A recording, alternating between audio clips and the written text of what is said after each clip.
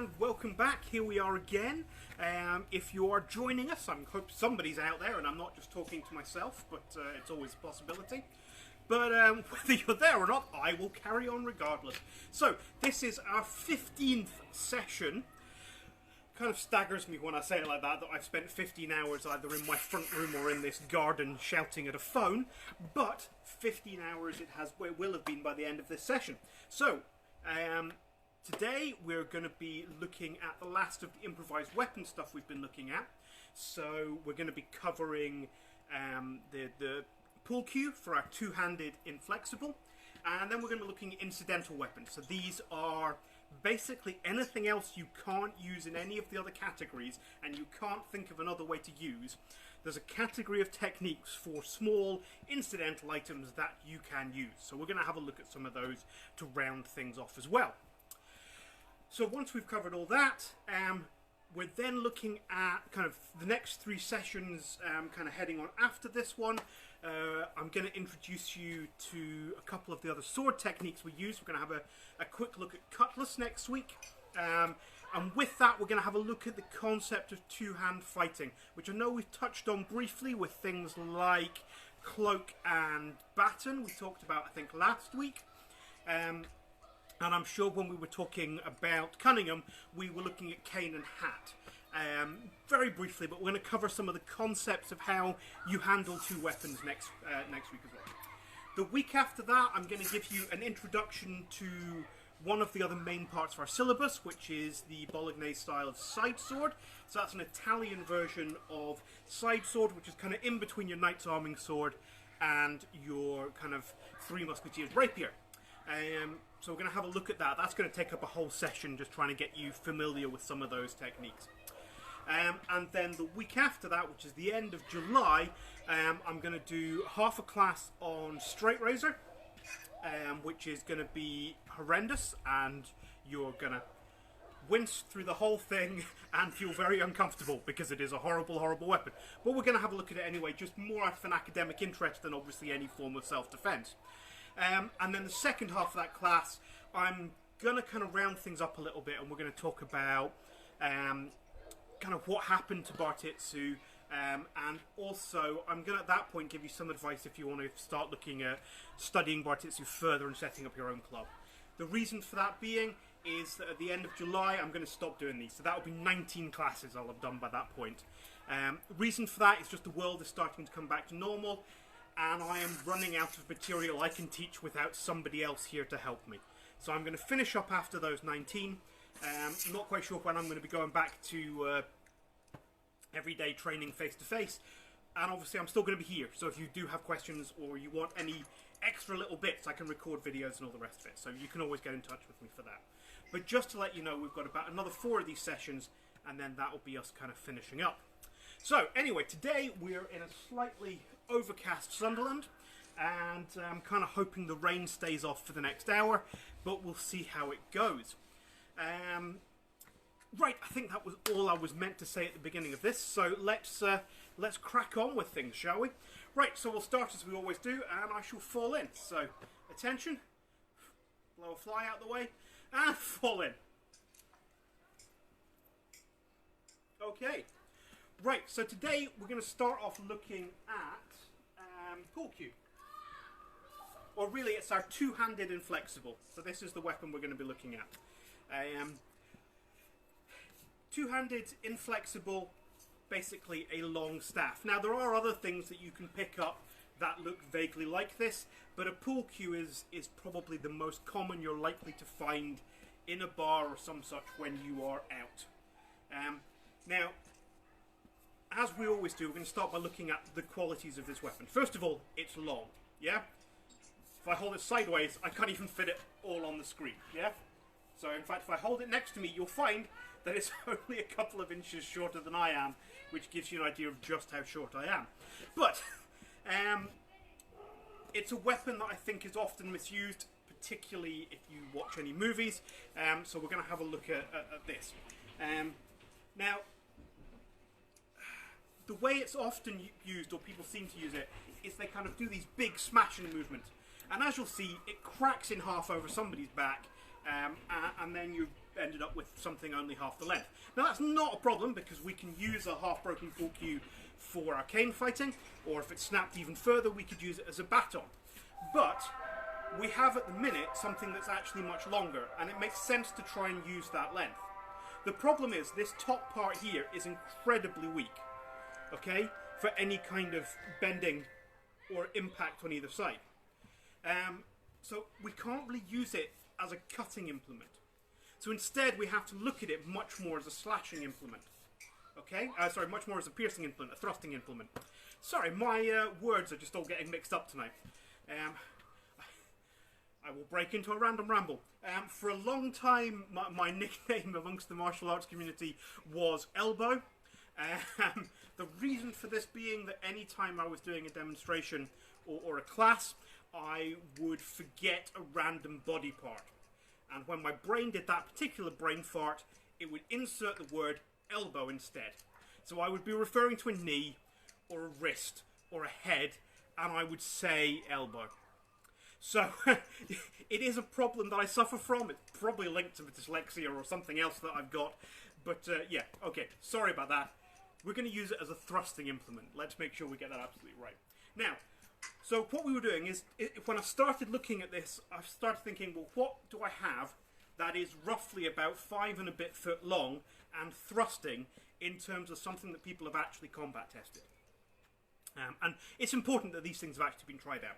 And the closest thing I could find for starting out my material was set bayonet. So let's just have a look. This is admittedly my steampunk rifle because I don't own a rifle because I'm not really into guns, and also it would be illegal to have one just sitting around my house. The stock of this, however, is a genuine rifle stock. It's just the barrel is entirely fake. So I'm just going to wait for the ice cream van to go past. I don't know if you guys can hear that, but anyway, this is what I'm going to be looking at as a weapon. Okay? Now, as you can see, when I pick up something like a rifle, I don't have the instant urge to use it as a bludgeoning weapon. Okay? It just feels horribly wrong and clumsy. What I want to do instead is, from what would be my shooting position, I want to attach a knife on the end of it and then use it much more like I would a spear. Okay? For those of you who've studied spear, my spear knowledge comes from Kung Fu, but I'm sure a lot of it holds true if you have a more medieval or Viking version of spear that you're more familiar with. So this is what we're looking at. So we're looking at something that has a grip near the bottom, a second grip higher up, that it kind of cradles and sits in. So our hands are the same direction. And then we can use that for all of our blocks. Blocks go down, if I can remember correctly. So that's what we're trying to emulate. And we're going to take that as our basis and then have a look at what we can use from the bayonet material to actually translate across into pull cue. Now, the particular bayonet stuff we're using was written by a guy called Alfred Hutton. I'm sure I've mentioned him before, once or twice. But he wrote a lot of this stuff down. If you are looking at the beginning of recreated fighting, what am I looking for? European martial arts, if you're looking at any of that kind of HEMA kind of background, really all of that resurgence of that started in the Victorian era. And it was particularly two people, Alfred Hutton and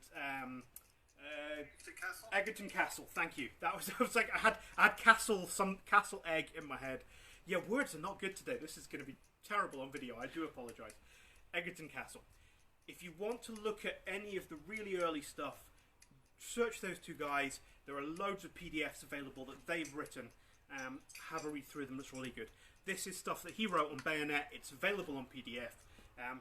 But we're going to adapt it for use with a pull cue. So, one hand is holding it towards the bottom. Actually, pretty much where I would be if I was actually going to use this to play pull. Okay? The other hand goes about halfway. And as I said, the hands are both kind of palm up. So that I can hold that. I'm not going to hold it kind of palm down here, which is going to bring me to a much more swingy kind of thing. Instead, I want palm up so that everything's kind of focused forwards and backwards. Hopefully that's making some degree of sense. So, I adopt my usual stance. So, 1 foot forward, 1 foot back out, slightly 45 degrees, and down. Now this time, I'm going to have my backhand is going to match the leg, okay? So normally if I was holding a weapon, I'd have the weapon forward, but in this case, I can't really support that all the way out there. So instead, my standard position is going to be with my offside foot forward, so that I can keep this with maximum control and pointing at the other guy. So one hand, my backhand stays pretty much touching my hip. The other one goes about halfway through. It goes kind of roughly about stomach height, and I want the point of it up in the air, so it's essentially at my opponent's throat. Okay, so that's our stance there. Now, of course, we can't always trust that we're going to be in this stance, so it is important to be able to switch to the other footing if you need to be able to do that. But in which case, what we're going to do is we're going to step back, and we're going to bring this bayonet right the way around. Now, if you have studied any form of probably long sword, two-handed sword, that motion is going to be very familiar to you. Okay? But all I'm doing is changing it round so that I can keep the point in play.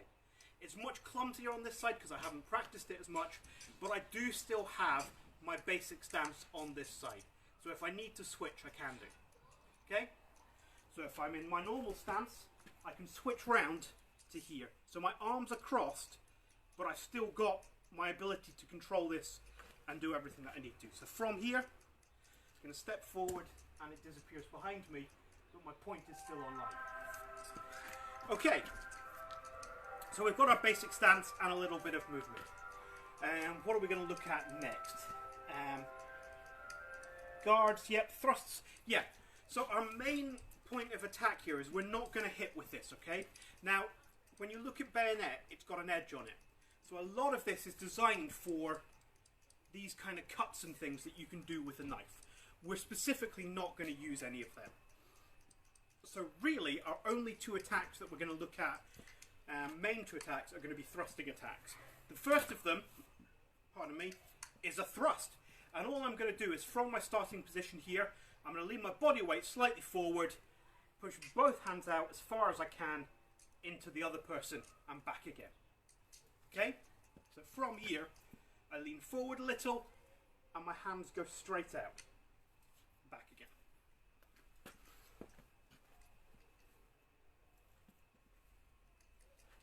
And I can do that at any height I need to, okay? So that can be the throat, that can be the groin or the stomach, okay? Now the reason that that's my main one is I have distance here. So if I am in a fight, I want to maintain that distance. So what I'm looking for is keeping the other person at least a couple of foot away from me. So when they start to come in at me, that's when my thrust comes in.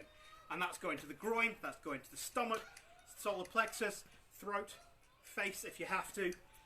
But it's very much going, no, you stay over there. No, stay back, you stay over there. Okay, that's what we're looking for. It's quick thrust. You can put your body weight behind it and you can set it and you can actually deliver quite a lot of power with that attack. Now, because the pool cue is designed to absorb impact in that direction, it doesn't shatter in the same way that if I hit it. I mean, if you hit hard enough, it will. But it's not going to shatter as easily if you try and use this as a sword. So a much better way of doing it, we're going to ram that in. Now, of course, we can go a bit further. If they're a bit further away, rather than just the straight thrust here, I can do what we call a throw, which takes it out further away from my body. Okay? So from here, my thrust takes it to here, my throw takes it to here. And all I'm doing is, as I'm going, I let this lead hand slide back to be just in front of my backhand. Now this is fine with the pool cue, I can hold this. But obviously you've got to remember this comes from bayonet, which would be much harder to hold at that kind of extension. But it does mean that from here, rather than a thrust to here, I can reach all the way over there if I need to. It's a more powerful hit, it's a further away hit, but it takes me longer to recover from it. From a thrust, I can thrust and be back. From a throw, it takes me that fraction longer. And when I'm in that full position, I have nothing to defend myself. So it's the equivalent of a kind of haymaker style attack. You're only going to use it when you are sure you're going to hit and you're sure you're going to have time to recover, and you're not under threat. From a thrust, I can default to weird kind of parries if I need to, but from a throw I can't. But it is an option that I have available to me. So we have the thrust and the throw. Now, we need to look at how we defend. Now, because bayonet was designed primarily against other bayonets, a lot of it is to do with stabbing, but most of this will work against punches as well. So what we're looking for is if an attack is coming in, and we're going to start with one coming in on my own side here, I want to move the cane, rather than a kind of big parry across here, what I want to do is just move the cane to deflect it offline. Doesn't take a lot of force. If a fist is coming forward, yeah, stopping it this way takes a lot of force. Moving it offline doesn't. So all I'm going to do is catch the fist as it comes in and move it offline. Now this is where we start having fun with it, because if I just move it here, it is slow and clumsy. So instead, this hand is going to act as a pivot point, and all of the movement is going to come from my backhand. So rather than move across, I just move my backhand. My front hand hardly moves at all, and I can get a very quick and snapping action to move a fist offline. Likewise, if there was a kick coming in, I can do that same movement down. My hand is what moves. So I do a quick full circle to parry up, I do a half circle to parry down. No point doing it that side, you can't see anything I'm doing. So half circle to parry down, full circle to parry up. And of course I can do those to the other side as well. So there's a full circle, if I get it the right way around, full circle there to move it off to that side, and I've got a half circle down as well if I want to move it off to the other side. So those become my 4 basic parries. 1, 2, 3, 4. Very little movement of the hand. This hand moves from here, one hip to the other. You can see it's in line with my right hip. It just moves across to my left hip when I'm parrying on the left hand side. This is the hand that does all the movement, is the back one. Parry 1, parry 1, parry 2, parry 3, parry 4. Okay? So those are the main parries that we have available to us. I'm just having a look where I was planning to go after this. Now, of course, that's not going to work against everything. Sometimes they might be coming at you, I don't know. Originally it was designed against something like a saber, but you could have a baseball bat or even a broken pool cue or something, where this kind of little deflection parry is just not going to stand up to the force of what's coming in. Okay? And that could even just be a big guy trying to shoulder barge you.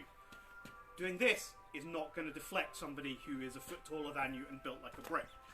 So, what we need is something that's a bit more solid. And there are 3 parries that we can use to add a bit more solidity to our defense. The first of and what we're going to do for these is, again, my lower hand moves very little. What it is my top hand comes up and we push it out. So we end up with this high, almost hanging parry. But what that does is it gives me a very good solid line of defense here, particularly at the head end where I've got the thicker bit of the pull cue. Okay? And all it takes is dropping my backhand down and you can see my point is back in play. Okay? So from here, that becomes my parry. I've got the same one on the other side. Okay? Requires a little more movement to bring my point back into play, but I've got my parry across here. So parry and parry. And of course the other one that I need to be aware of is I can just lift above my head. Yeah? Because quite a lot of the time, if somebody does have something, they're going to just smash it straight down the top of your head. If that's the case, you can lift both up and you can take that parry really strongly above there. And from there again, all you've got to do is bring this backhand back and it automatically brings your point back into play. So, as far as defense goes, we've got a couple of thrusts that we can use to keep people at bay. If we've got punches coming in, we can move them offline with these quick little circular parries. And if something bigger is coming in, we can use bigger, stronger parries. So, there we have our basic defenses that we're going to be looking at. Potentially there's a low one as well if somebody was doing a kind of kick for the, as the Italians call it, the fork, your nads. You can drop that down as a parry there. There are some other attacks that are worth knowing about. So I'm going to look at, 3 different things that are worth looking at. I'm just going to see what the time is. Yeah, I'm doing okay. So,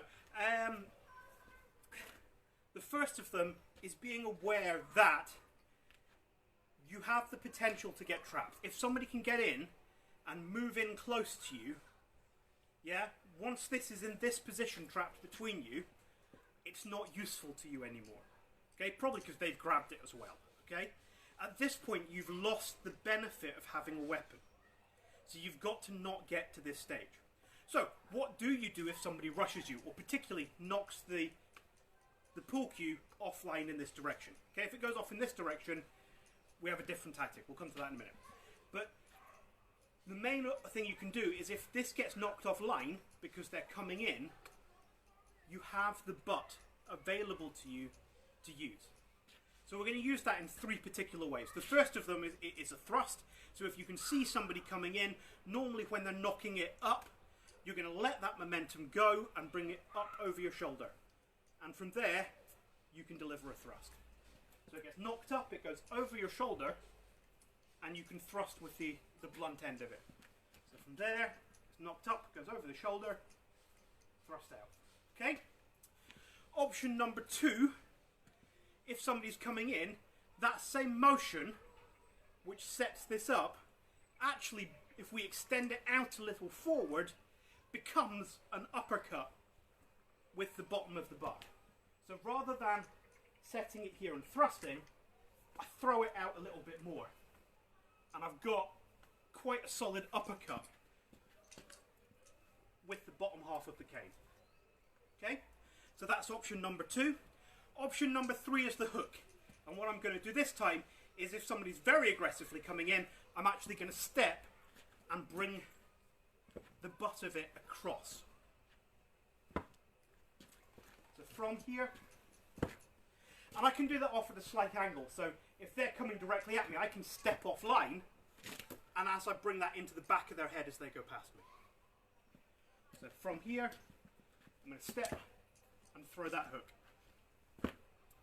Okay. So there we have the use of the butt. If it gets knocked off this way, we have some more issues, because essentially what you end up having to do is bring the butt through this way and thrust. Okay, that's really your only option. So from here, if the cane gets knocked that way, you're still going to let it go, but this is almost like my offhand guard. It's not my preferred option, but I still have a thrust in there. From there, you get knocked over that way, I still have a thrust that I can throw out there. Whoa. And then the sun starts to come out. Hang on a second. Whoa. Right, so, where were we? Yes, so we've looked at the butt thrusting. As I'm now going to call that.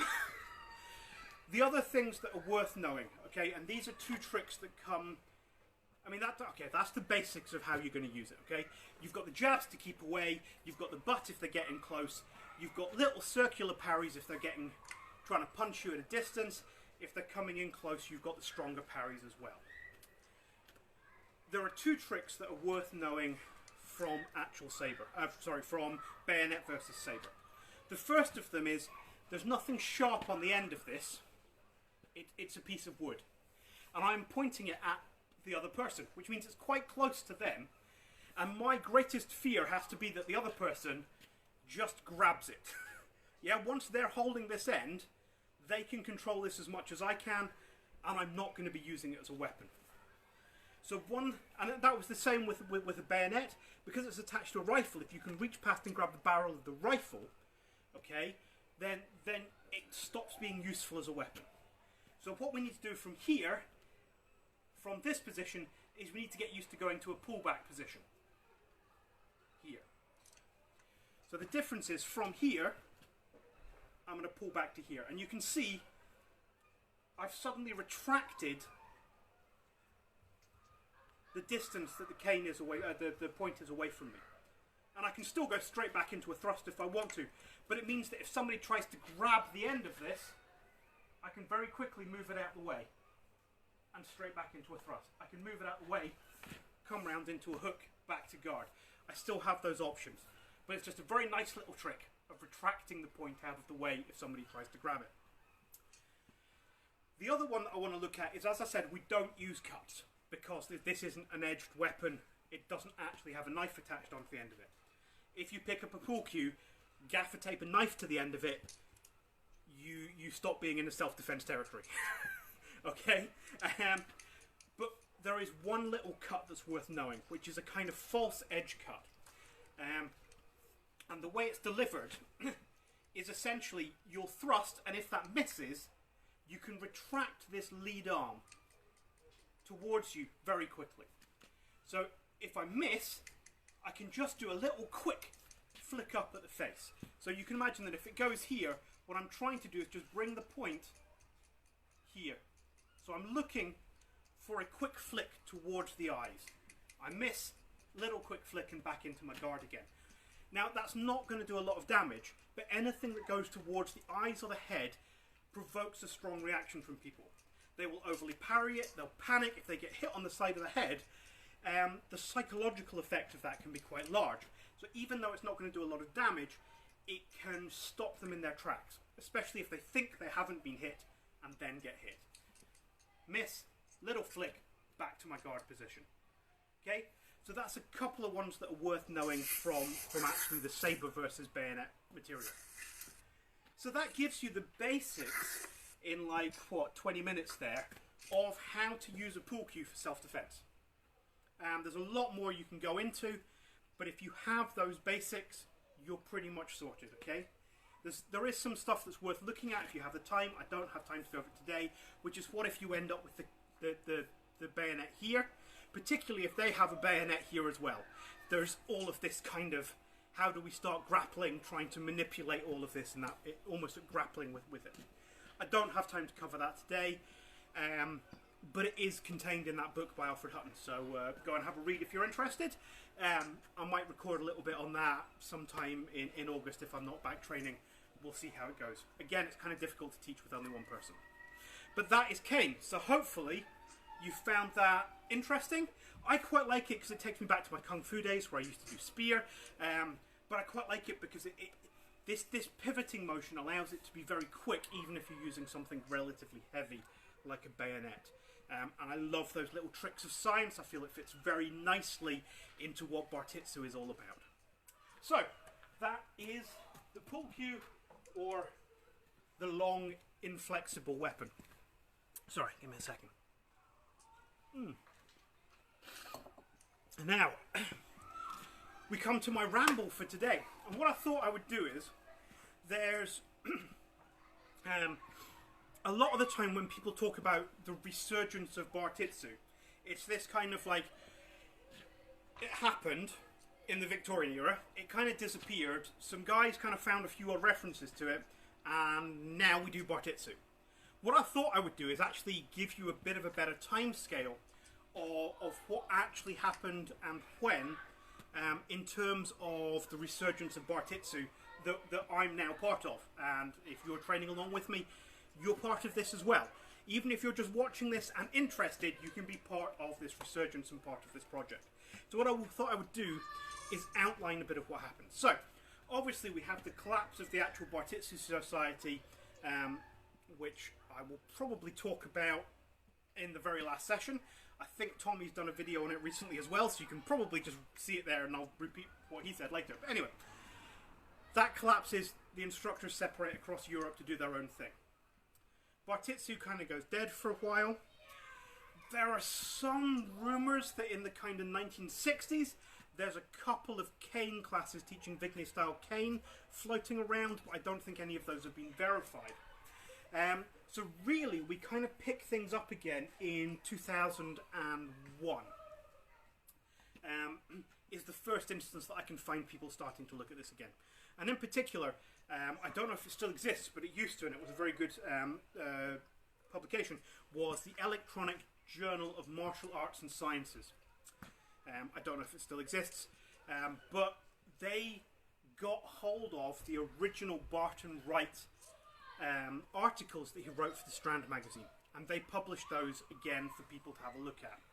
And that sparked a lot of interest because around about the same time you had people interested from the Sherlock Holmes kind of side of things, had heard about Bartitsu from that, and they were trying to find out what this was to plug a gap in their knowledge. And meanwhile, martial artists were going, what was this thing?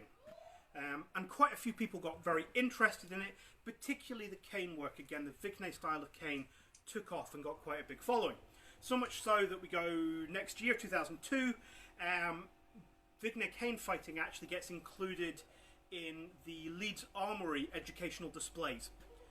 So in amongst doing all of their wonderful jousting and swords and rapier, I mean, if you've never been to Leeds Armoury and seen their displays, add it on your next holiday wish list, okay? Once this is all over, go see it. If you're in the UK, if you're not, just come over and go anyway, it's great.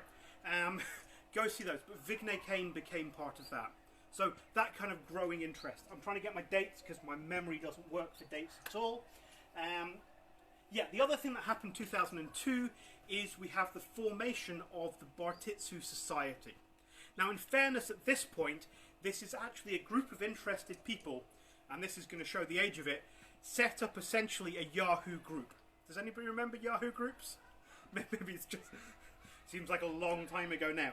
Basically, it was an email thread that people could talk about stuff. And everybody on the email everybody who was signed up to that group got sent all of the emails that were sent to that group. So it's like a mass mailing thing. But there people started to discuss what Bartitsu was, and they started investigating, and they moved around, researched everything, and tried to bring it together into some kind of central point. And very early on, there were some important things decided. It was decided that there should be research into canonical Bartitsu. Bartitsu as it was taught in the Bartitsu Club in London in the Victorian era. There should then be Neo-Bartitsu, which is let's pick up this experiment that Barton Wright was doing that kind of stopped in the Victorian era and start it moving again today. What would Bartitsu be doing if it was running today? Well, it is running today, and that's what we're doing. But it means that we start looking at other things and going, okay, what's Defendu doing? What's Brazilian Jiu-Jitsu brought in? What is Krav Maga got to offer us? What can we pull together from the different martial arts and include to make a better version of Bartitsu? So that's the Neo-Bartitsu side. The other important thing that was decided was that this project was going to be open source, which means everything that was discovered was going to be available for everybody to look at. There was going to be no secrecy, no hiding. And the other thing is that it wasn't going to be controlled by a central group. It was going to be open for anyone who wanted to get involved without oversight from a higher authority. So that was the Bartitsu Society that was set up. I think we jump forward to 2005 and we have the release of the Bhartitsu Compendium, which is really the first comprehensive book on Bartitsu. And really it's a collection of articles from the time. It's got all of the Strand magazine articles in there, and it's all been edited and annotated and explained by Tony Wolff, who is was very instrumental in starting all of this up again. So we have the Bhartitsu Compendium, and now people can buy a book and start actually studying Bartitsu from it. So that is a huge step forward. We then move on from 2005, 2006, we have the Bartitsu.org website is created. And this is a huge step forward from being a little group on Yahoo that were sending emails to each other to a public repository of information. So anybody could log on to Bartitsu.org and find out all of the research that was going on. They could find out who else was involved in the project. They could find local groups to start training with.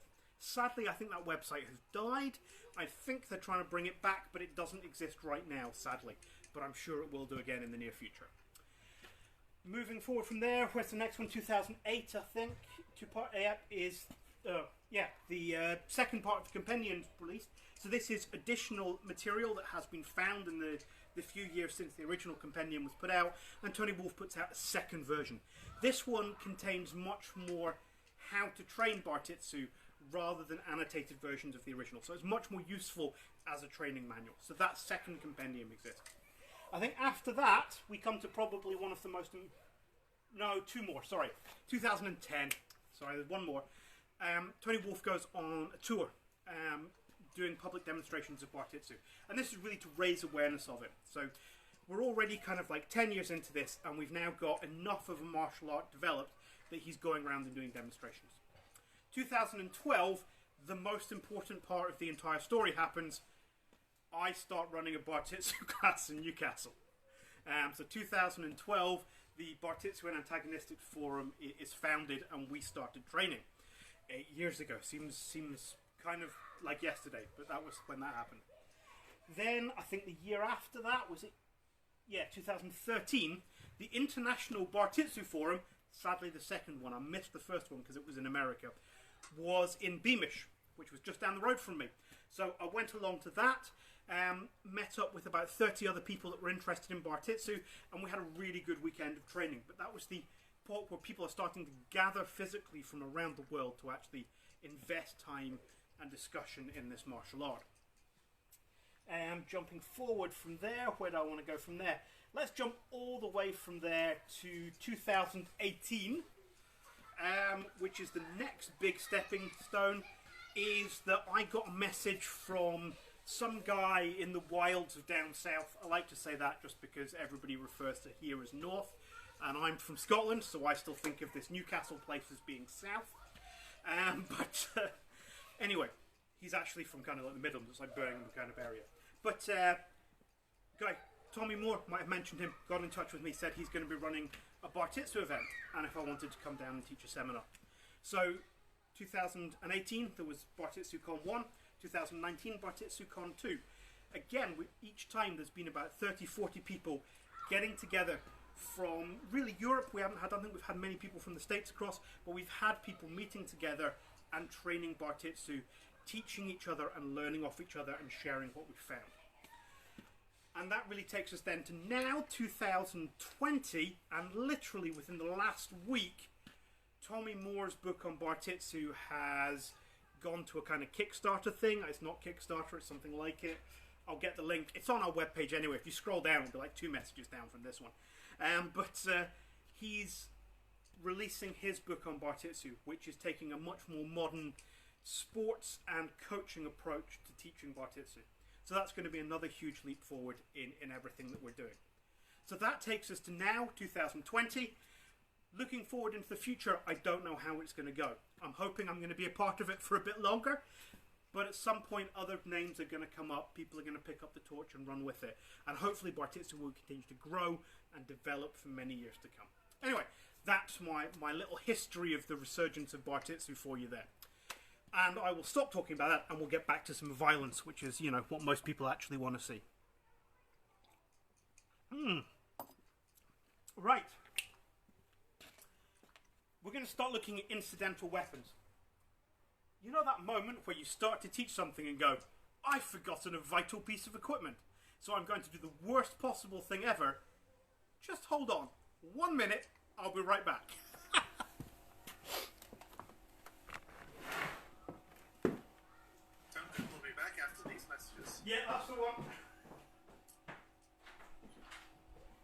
Intermission.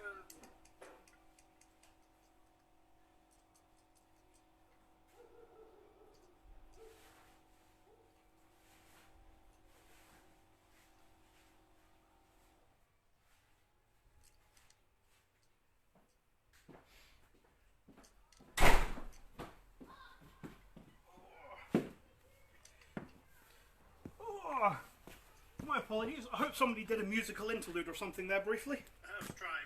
Well done, well done. Right. I realised that I was about to start talking about handkerchief combat and had not brought a handkerchief. Which would have caused problems. So, right, we're back in the room. Let's get this sorted. Right, so, we're looking at incidental weapons. Now, the idea of an incidental weapon is something that I can pick up that is not inherently usable as another weapon. Okay? And there's really 2 things that I can do with this. I can use it to cause annoying hits. Okay, and by that I mean hits that aren't going to do any real damage, but are going to cause pain and be a distraction. The other thing, other than the distracting hits, I can do is obscure vision with them. Okay, and anything that stops them being able to see what I'm doing means that I have a better chance of being able to attack or whatever I need to do to attack, defense, get away, any of those things become easier if my opponent can't see. So we're going to look at a few of these, and then I'm going to finish off with some general principles. One of my favourites is the handkerchief. Okay? And there's really two ways you can use this. If it is just a handkerchief, this one is not just a handkerchief, but we'll come to that in a minute. What I want to do is normally I would have that in my offhand and open, like that, just fanned out, whatever. Literally, if you pull it out and just kind of shake it, you're there. Okay? And I'm literally just holding it between two fingers, and I'm going to then carry on to box as I normally would. The advantage I have here is that I have this white thing flashing around. Even if I'm not trying to use it for anything other than my standard boxing, you can see it's flashing around. It's distracting. It's something to take their attention away from things. So if you're throwing out jabs with this, it's very distracting. It attracts a lot of attention and makes it much easier to come in with a low line attack. Okay? So that's when I'm talking about your distraction technique, okay? Especially if it's a nice bright colour. This one, just waving it around, creates a lot of distraction. This one, as I said, is not normal.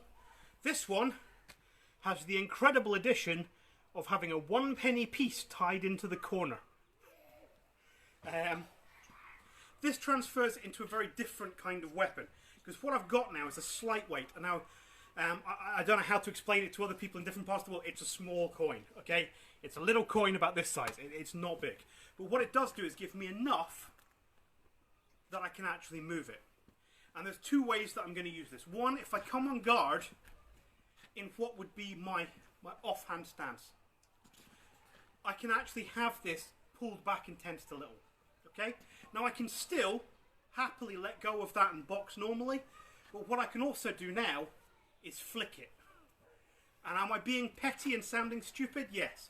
A little flick and it goes over the top and straight back to your hand again.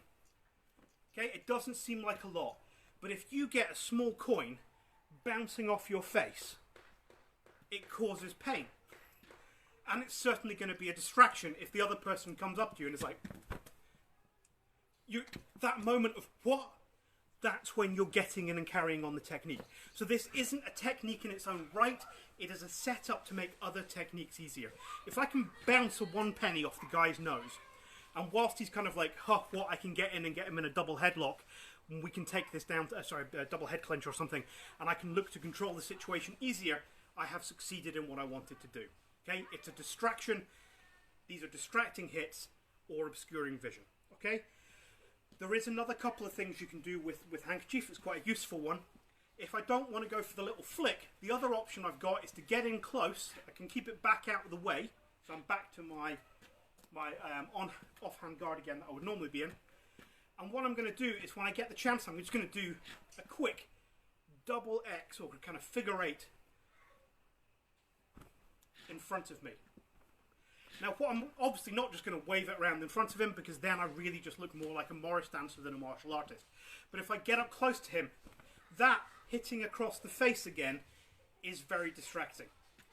If you are not convinced by this, what I want you to do is put a penny in the corner of a handkerchief, find something. If you've got a fencing mask, that's brilliant. Just put the fencing mask down and hit it a couple of times with that double crossover, and I guarantee you the first time you do it, you will wince at how painful it sounds. Okay? If you're really brave, get somebody to do it to your face. Message me and tell me whether it hurts or not. But yeah, it does, okay, because I've done it. So what you're looking for is a quick little smack across the face. And again, it's a distracting hit, opening up, letting me get in. The other thing I can do with this is I can use it kind of like we were looking at the two-handed flexible, the coat, last week. I can use that little flicking parry if I want. What I'm doing is pulling it apart, so at the moment of the parry, all of the force is moving apart. Now, why would I want to do that rather than just parry with one hand? Why do I want to use two? The reason for that is simply, as we talked about last week, I can then wrap with it. So I can block, and then look to circle the hand, and very tightly control that hand.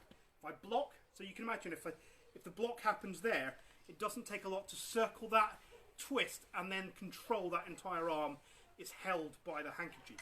So especially if you are up against somebody with a knife or something, if you can block that out of the way, and safely manage to get it round and capture, you can take that weapon out of the fight. Okay? But also, even if you can't, if you can control an arm and then get sideways on, you can take their other hand out of the fight and you can control the situation. Sometimes that will be enough to control somebody to the floor or to control somebody enough until help arrives. Okay?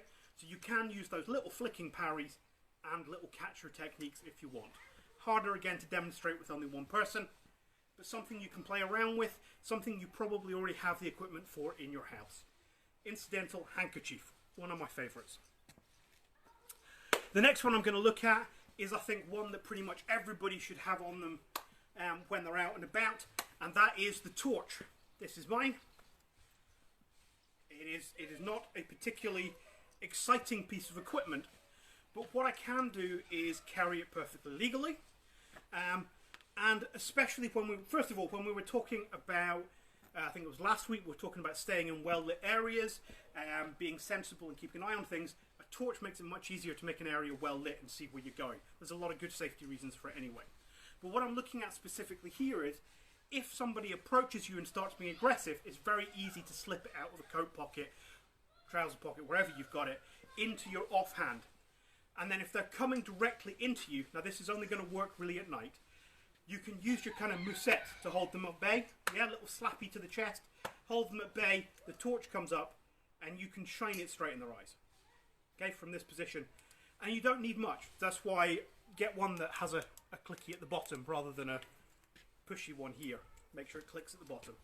Now this is actually quite a bright torch, it's the middle of the day, so you can't really see it that well. Possibly the batteries are dying on this one as well. Oh no, it's doing strobing effects at me there. So yeah, so what I can look at doing is from here, reset, blind, and then I've got my option. I can either continue to attack, I can run, but as anybody who knows who's had a bright light shined in their eye in the middle of the night, it leaves you with blurred vision, it leaves you disorientated for a second, and you can use that to your advantage. So, worth having. If that doesn't work, this isn't particularly heavy, but it still adds an extra bit of weight if I decide to weigh in there, okay? One of the oldest weapons is just putting a rock in your hand, roll of quarters, basically anything that adds extra weight to your hand you can use as a weapon. It's kind of moving towards a knuckle duster kind of idea. So you've got that already built in there. The other thing is, if I really need to, I can use this as a very, very short kind of baton. Now, I'm not going to use this really for striking as such, but what I can do is, so I can do those catching stuff we were talking about, I think it was a couple of weeks ago, I can use this to get in at armpits or kidneys or whatever to do my kind of move along techniques. So I can use it in that kind of way as well if I want to. So, small torch, very useful piece of kit, well worth having on you for a self-defense point of view. The last one I'm going to talk about specifically is hats. Now, I have seen there is a tendency at the minute to sell combat baseball caps. This isn't one. Where essentially it's got a metal reinforced bit in the brim and you take it off and you can just lamp people with it. I don't know whether they're strictly illegal, but there definitely takes it away from self-defense. It is a prepared weapon.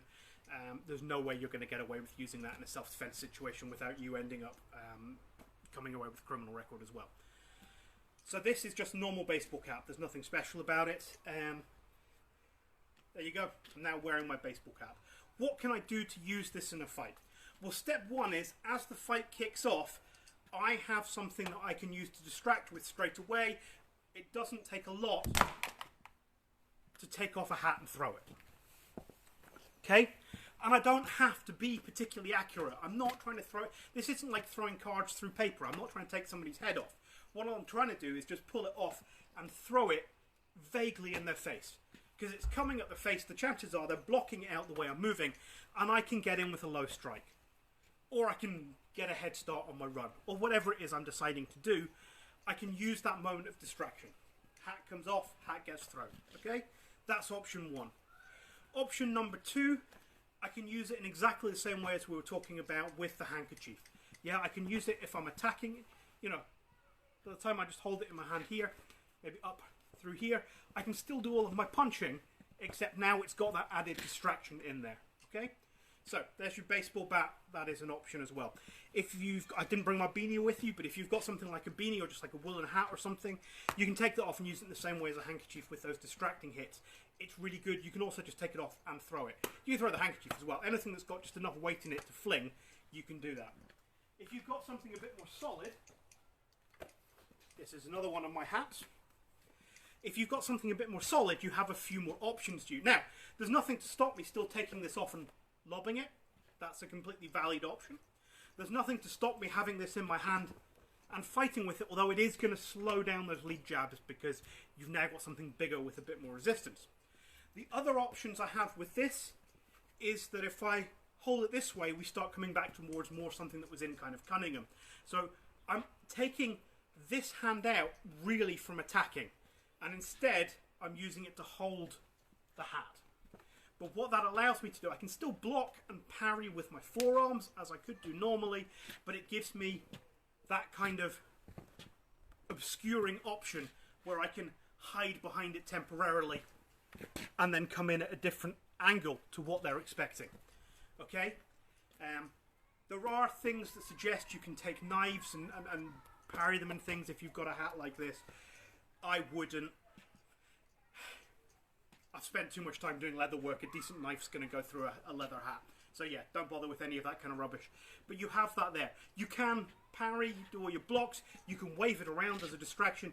But most importantly, you've got that kind of cover the head. And of course, at any point, you can decide to just launch that as a thrown attack as well. So that covers some of the basics of the incidental stuff. Okay? The way to look at this is if you pick up anything, you've got to go, can I use it as one of my archetypal improvised weapons? If the answer is no, it instantly becomes an incidental weapon and you either distract with it, and if you are not sure what to do with it, throw it in your opponent's face. Okay? And you can do that quite happily, okay? So a fight starts off, there's nothing, so you take off your hat and you lob that. You take your scarf off, you lob that. You've got your car keys, those can go in somebody's face. Your wallet, that can go in somebody's face. Your mobile phone, that'll go. A handful of stones, that'll go. Some change, great, that'll go.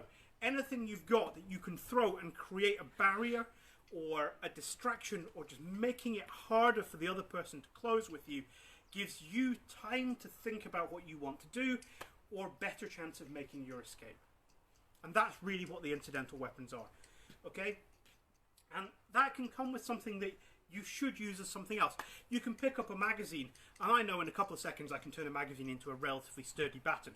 But if I don't, I can certainly incidental weapon it and throw it. Yeah?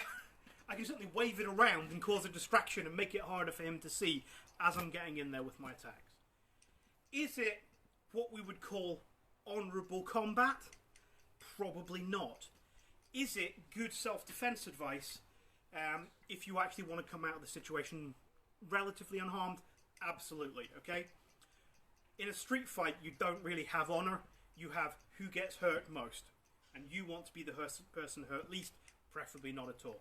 So, lob it. Whatever it is, whatever you can get hold of, lob it and run, or lob it and use that moment of distraction to get in and make your attacks count. So, that kind of covers the incidental weapons and really takes us to the end of our improvised weapons syllabus. So hopefully now you can play the fun game of wandering around your house, pick up a random item and go, which archetypal weapon is this? And you will have, is it short flexible, long flexible, two-handed flexible, short inflexible, long inflexible, two-handed inflexible, and if it's none of those, it's incidental. It's a fun game to play, and the more you play it, the better you get at your improvised weapons, because that allows you just to pick up anything, and you're training yourself to instantly assess it as to what the best way to use it is. Okay? Fun game to play. Literally, just wander around your house, pick up whatever you can find, try and play that game with it. Okay, I think that kind of takes us towards the end of this session. Hopefully you found it interesting, you've enjoyed it. Learn something a little different. We're going to be back next week with Cutlass. We're moving much more to the antagonistic side of our syllabus, but it's something that I just thought I would share with you. The two-weapon fighting can be quite useful from a self-defense point of view, and some of the movements involved can be quite useful as well. So I thought it would be interesting to have a look at. And also just who doesn't want to be a pirate. I mean, come on, let's be honest. And a good chunk of us who do historical martial arts and sword work are really in it because deep down we're still a kid that picks up a stick in the middle of a forest and wants to hit things because it's cool. We now just do it properly. We've spent years learning to buy very, very expensive sticks and hit each other very, very well. That's really the only difference, but the enthusiasm and the joy is the same. So you'll see on it, if you hand somebody a sword, if they instantly go, ooh, and start weighing it up, you know you've got somebody who has that kind of mentality in their heart. And that's what all of us are really doing this for, because if we didn't enjoy it, we wouldn't keep doing it. So, that kind of brings us to the end of this week. We've looked at Pool Cue today, we've looked at Incidental Weapons. Next week we're looking at colours. Yeah, so I shall fall out at this point and we'll bring things to a close. So, attention and fall out. Okay, so that takes us to the end of session 15. I'll see you next week for session 16. Hopefully by then I'll start to have a bit more of an idea of when we're going to be getting back to things full time. If anybody wants to ask any questions, dump them in the comments. I'll pick them up later. Message me, all of the kind of usual stuff I say at the end of videos. Get in contact with me. I love to talk to people about this kind of stuff. Other than that, until next week, stay safe. Dangerous world out there still. Be sensible about things. Keep yourself safe. And be kind. There's a real shortage of that in the world at the minute. So, you know, be that change you want to see in the world and all that kind of stuff. So be nice to each other. Until then, next week, take care.